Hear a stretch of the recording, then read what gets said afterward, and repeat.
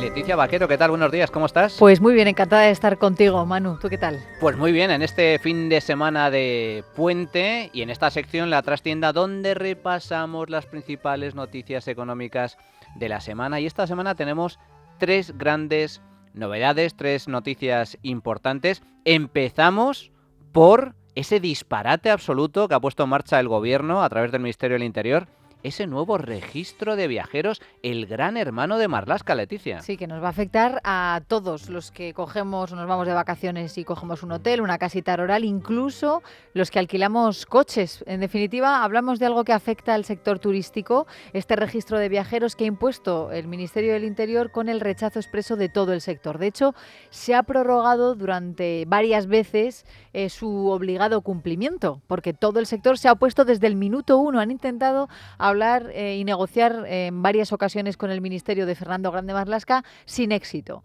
Lo importante esta semana para Marlaska era ya no solo va a entrar en vigor, que ya lleva en vigor desde hace un año, sino que ahora va a ser obligatorio cumplirlo y se acabaron ya las prórrogas. Ahora sí, luego ya si queréis hablamos. Así que este lunes ha empezado a ser obligatorio. Voyage, voyage. Claro, el problema es que hasta ahora metían entre 10 y 20 datos en el registro, en la recepción de los hoteles, ¿no? O cuando vas a reservar un coche. A Que ya partir me de parece ahora una barbaridad. ya era mucho, ya era mucho. mucho. Ya tenías que estar un ratito, ¿eh? Y tú esperando irte a la playa o a la montaña. Ahora tienen que rellenar entre 40 y 60, depende del sector, ¿no? Claro, incluso las empresas de alquiler turístico y los operadores turísticos. A todos ellos van a tener que enviar toda esa documentación a las fuerzas y cuerpos de seguridad del Estado en favor de la seguridad, ¿no? Esto es lo que nos cuentan. La versión oficial es que se trata de que haya una mayor seguridad. El problema es que, claro, tenemos que dar más del doble de los datos que antes y van a vulnerar la intimidad de los clientes. Esto es algo que denuncia la Confederación Española de Hoteles y Alojamientos Turísticos, que además dice nos van a poner en riesgo a las empresas por pedir todos esos datos, por tener además que transmitirlos y porque además nos obligáis a guardarlos durante 3 años. Esto va en contra de las directivas europeas en materia de protección de datos. Por tanto, va a haber un conflicto entre lo que obliga la ley española y lo que le obliga la ley europea. Una inseguridad jurídica intolerable para este sector. De hecho, fíjate, pueden ser multados con hasta 30.000 euros, ya sea por una ley o por otra. ¿Qué nos van a pedir? Pues lo más sangrante son los datos detallados, por ejemplo, sobre el método de pago. Vamos a tener que dar hasta el IBAN, aunque pagues con una tarjeta de crédito en ese momento. Bancaria. ¿Para qué quieres tu cuenta? ¿Para qué quieren ¿Para la qué cuenta necesita bancaria? nuestra cuenta bancaria? Eso Con el es. riesgo que supone eso en caso de que hackeen el Ministerio del Interior, cosa que desde luego es más que probable, dado Claro. que la administración es una especie de queso gruyer en materia de sistemas informáticos. Eso es un peligro. Es un peligro. Luego, ¿qué va a pasar también con los menores que se hospeden también? Porque vamos a tener que explicar el parentesco del adulto respecto a ese menor. Vale, no está mal. Entendemos que aquí a lo mejor quieren controlar otras cosas, porque como es el Ministerio de Interior y es la seguridad, pues a lo mejor, no sé, pues imagínate un caso de pederastia, una cosa así, que está muy bien que lo controlen, fenomenal. Pero claro, lo que dicen las personas que trabajan en los hoteles y ese gremio es que imagínate un grupo de 40 chavales o 50 en el fin de curso. Y solamente puedes justificarlo con un adulto, el parentesco, un profesor, 3 profesores, ¿cómo van a justificar? Es difícil, Qué o sea, el locura. sistema informático es difícil la utilización para ir rellenando cada una de las casillas. Si alguna se queda sin completar, no se puede hospedar. No sirve de mucho, fíjate. Lo llaman, pues, el gran hermano, como decías. Así que desde la Confederación Española de Hoteles y Alojamientos Turísticos, su secretario general Ramón Estalella, pues ha dicho, oye, vamos a intentar hacer las cosas más fáciles. Pongo sobre la mesa esta alternativa. Tengamos la capacidad, con un lector de pasaportes y de DNI, de una forma muy cómoda para el cliente, que es pasar su documento y que automáticamente vaya a los cuerpos y fuerzas de seguridad del Estado. Eso creo que va a mejorar la experiencia del cliente en España. No vamos a someter a nadie a un interrogatorio, no podemos hacerlo. Hay unos problemas enormes en que hay muchos lugares donde a determinadas horas ya no hay recepción, con lo cual no lo podríamos hacer, pero sí facilitar toda nuestra colaboración con cuerpos y fuerzas de seguridad del Estado. Pero es que es lógico, es normal. Esto no sucede en ningún país del mundo. Normalmente cuando vas al extranjero te piden el DNI, un documento de identificación. Y como bien comentabas tú antes, Leticia, es decir, es que además, ¿en qué cabeza cabe que un criminal diga, no, mira, estos son mis datos, vivo aquí, este es mi número de cuenta? Los criminales o falsean los datos o lógicamente van a evitar dar esos datos para que sean identificados. No va a servir absolutamente nada. Claro, la seguridad efectivamente va a quedar totalmente vulnerada, ¿no? Nos explicaba esta semana en una conversación con Es Noticia el presidente de los hoteles gaditanos que los delincuentes y los terroristas no se hospedan en este tipo de establecimientos, sino que lo hacen más bien en roulots, ¿no? Y que, claro, que eso, bueno, se escapa del control, por tanto, bueno, va a servir de más bien poco. Los que se han quejado también, Manu, son las agencias de viajes que denuncian que obligándolas a ellas también a cumplimentar estos formularios se va incluso a duplicar la información. Esto es lo que nos contaba José Manuel Yastra, que es el vicepresidente de la Confederación Española de Agencias de Viajes. Nuestro sector no ha estado nunca obligado a facilitar estos datos. Que sepamos, tampoco existe esa obligación en ningún otro país.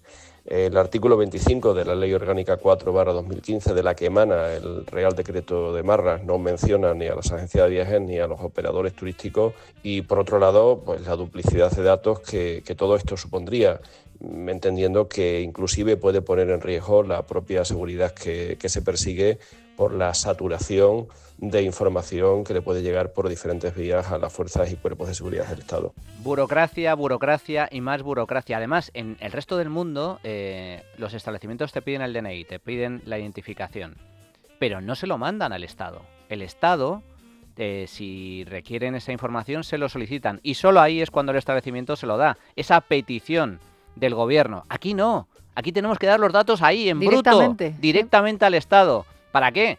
Bueno, pues en teoría por nuestra seguridad, cuando en realidad amenaza nuestra propia seguridad. Pero no nos quedamos solo ahí, Leticia. Pero además, Manu, hasta el correo electrónico tenemos que darle a Marlaska. Teléfono móvil, o sea... ¿Para qué? Dios mío, en fin. Venga.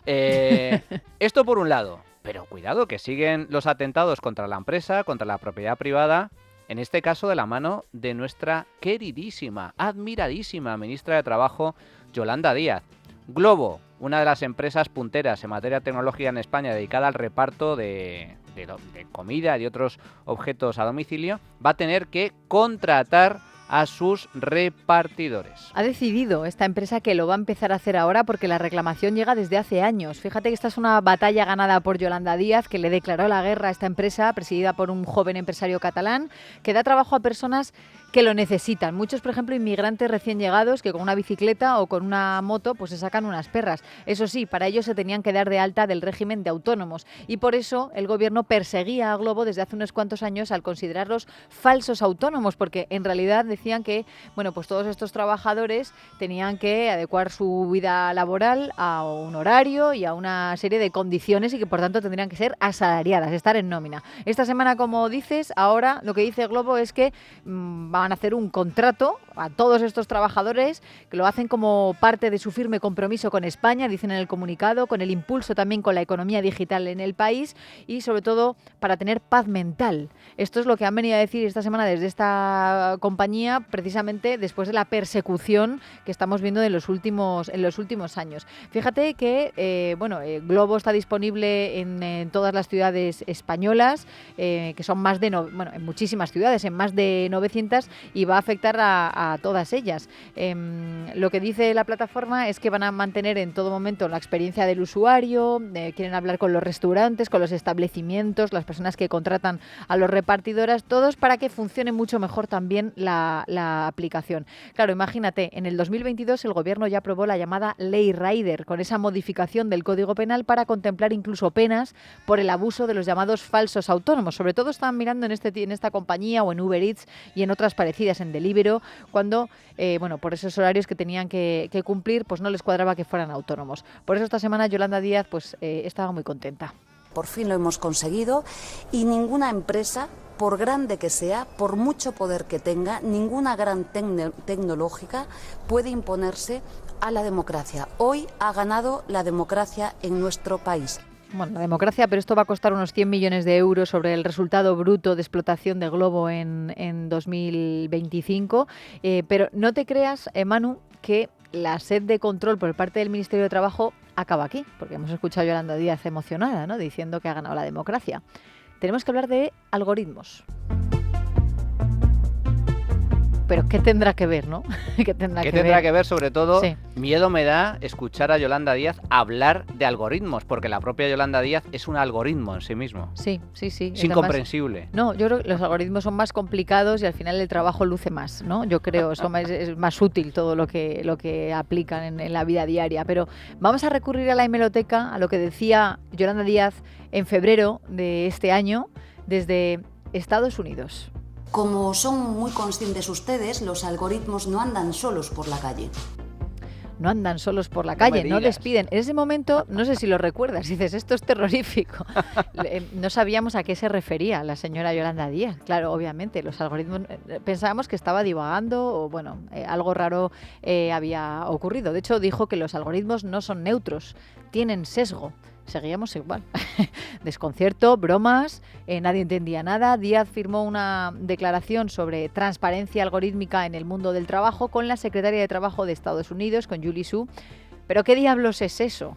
Bueno, pues gracias a Globo, Díaz ha avanzado esta semana un poquito más en esta declaración que hizo hace unos cuantos meses. Ha anunciado auditorías algorítmicas. Se quedó en un mero anuncio en la cadena SER por la noche esta misma semana. Así que normal que los periodistas, incluso los del diario El País, le preguntaran a su número 2, el secretario de Estado de Empleo, Joaquín Pérez Rey. Respuesta.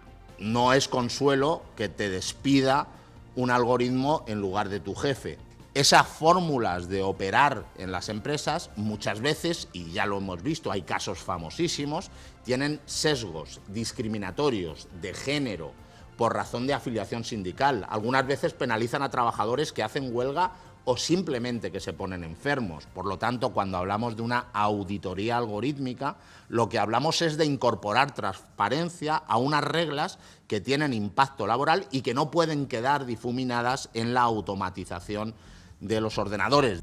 Se van a cargar el modelo de reparto en España. Ya se lo están cargando, pero se lo van a cargar de verdad. Y esto va a afectar, en primer lugar, a las empresas, que muchas de ellas se van a ver afectadas por menos beneficio. Algunas de ellas incluso han salido del país, Deliveroo, estaba aquí en España y se ha ido. ¿Sí?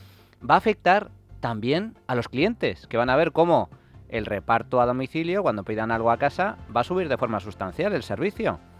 Y sobre todo, y muy especialmente, afecta a aquellos a los que pretende beneficiar, a los riders, a los repartidores, que eran autónomos, decidían libremente su horario, cuántas horas trabajaban, con qué tipo de aplicaciones trabajaban, algunos de ellos ganando mucho dinero en función de si trabajaban más o trabajaban menos. Hasta 4.000 y 6.000 euros hemos visto testimonios esta misma semana, pues porque trabajaban para varias plataformas, trabajaban 12 horas al día. Correcto. Esto no le gusta al gobierno, porque 12 horas no al día, gusta. cuando está peleando por 7 horas y media, pero claro, 37 y media semanales, pues claro. Si a ellos les gusta trabajar y así lo deciden, pues ¿quién es el gobierno para impedirlo? En todo caso, esto se va a escenificar en despidos por parte de riders, de repartidores y en menos sueldo. Y en horarios laborales inflexibles, rígidos, porque claro, ahora ya están bajo contrato. Esto es lo que tenemos, amigos. Se van a cargar el modelo de reparto a domicilio en España. Y para terminar, Leticia, minuto y resultado de esa negociación con Muface. Muy importante, que hay más de 1,5 millones de funcionarios en este país pendientes de qué va a pasar con su servicio de salud privado. Sabes que la mayoría están con Adeslas en este país. Bueno, pues la novedad es que, recordemos, el 31 de diciembre es cuando finaliza ese concierto con Muface, que duraba 2 años. No saben, hay incertidumbre hasta el 1 de enero. ¿Qué va a pasar?